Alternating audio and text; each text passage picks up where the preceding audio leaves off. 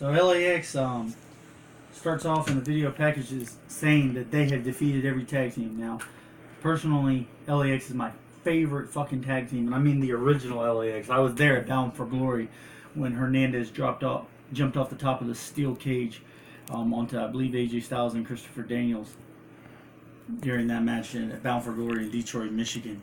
So let's talk about what LAX personally means to me. LAX is by far, I'd tell anybody back then that LAX was the greatest tag team. So when LAX started coming up, I wondered if they could measure up to what I perceived as one of the best tag teams. I remember telling people that the best tag team ever was LAX, Hernandez and Homicide.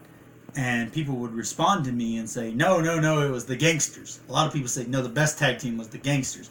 Obviously, you have your old school that it's other tag teams, but one of the most common, because people who did like LAX would always still perceive the Gangsters from ECW as being better. But I believed LAX was better than the Gangsters. So we come to this LAX. I don't know if it was a personal connection, because I think I fell in love with LAX especially after. I always loved LAX. It was one of the first Impact shirts I ever bought was an LAX shirt, that I really, really liked. I had bought LAX shirts. I had bought Impact Wrestling shirts before that, but LAX was the first shirt that I bought. If you go back and watch some of my old, if you can find any of my old YouTube stuff, you'll notice that I'm commonly, and I'm a teenager during those days, you notice I'm commonly wearing LAX shirts. I loved LAX. I just thought that it was a great tag team. And then I went to Bound for Glory, one of the ones that came back to Orlando, Florida. No, I'm sorry, I misspoke. It was Slammiversary. And Slammiversary, one of the gimmicks that they were doing was that at Slammiversary that you could get your tickets, you could go to all the tapings afterwards, and then you could also you could ride the Mummy in Universal Studios. And just so it turns out that LAX, the new LAX, was sitting right beside me, so I got to hang out with them, ride the Mummy, and I told them flat out, I was like, I don't know how to feel about this, because you're the second coming of my favorite tag team. Well, I tell you what, since then they've had great matches with OVE. Since then they've had great matches with up and down the tag team roster. That just mind-boggling good matches, and their stories are always good. But I want to give some of that credit to Sami Callihan and OVE, because anytime you're in a program with those two guys, or those three guys, you're guaranteed to have magic. This is no exception. We'll continue. So the next part of the video package they show is about Tyler Valkyrie. And I want to tell you, this is a great moment where they use Gail Kim the way she should be used, to feature her as a Hall of Famer. It speaks so much. I talk about how talented Tessa Blanchard is all the time. Tessa Blanchard is probably Tessa Blanchard is the best female professional wrestler. And I don't care if you're talking about up north, or if you're talking about Ring of Honor, or if you're talking about any wrestling promotion. There is no better. Tessa Blanchard is third generation wrestler. She has the backstory. So from a character standpoint, she's it. She's it. And then when you have Tessa Blanchard versus Tyler Valkyrie, which sells itself, it could be a main event anywhere. It could easily main event Impact. It could easily main event any wrestling company show. And here, you take Gail Kim, who is the greatest female to ever lace up a pair of boots in professional wrestling. And she's just a backdrop in this story. It speaks high volumes to how talented and the title picture is at the knockouts. It really does. It really speaks very high volumes. And let's continue. So let's talk about how awesome the Rascals are. This gimmick is it's so 20th century, right? It's, I really like it. It's fun.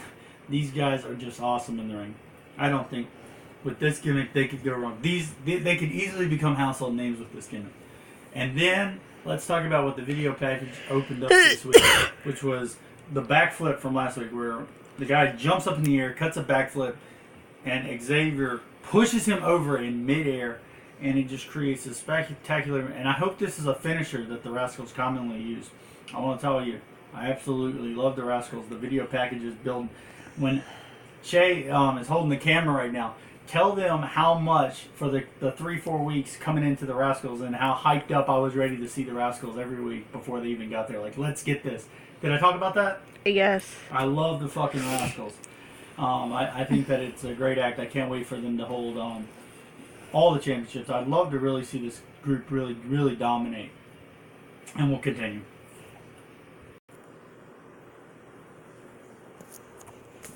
Let's talk about how awesome that the Eddie Edwards story and it definitely has some Tommy Dreamer, Sandman Raven aspects to it, ECW elements that is all over this, which is really good if you ask me. I gotta tell you how awesome I think last week's Impact was. It was absolutely fucking tremendous, and these camos is just unique and something different that you're not seeing anywhere else. I want to tell you, I really enjoyed the Eddie Edwards. He's losing his fucking mind, but he's still a good guy. He's a baby face with some issues, and who the hell isn't, right? We're all some baby faces. We're all some good guys with some. We all got our problems, right? We take our violence, must make us escalate.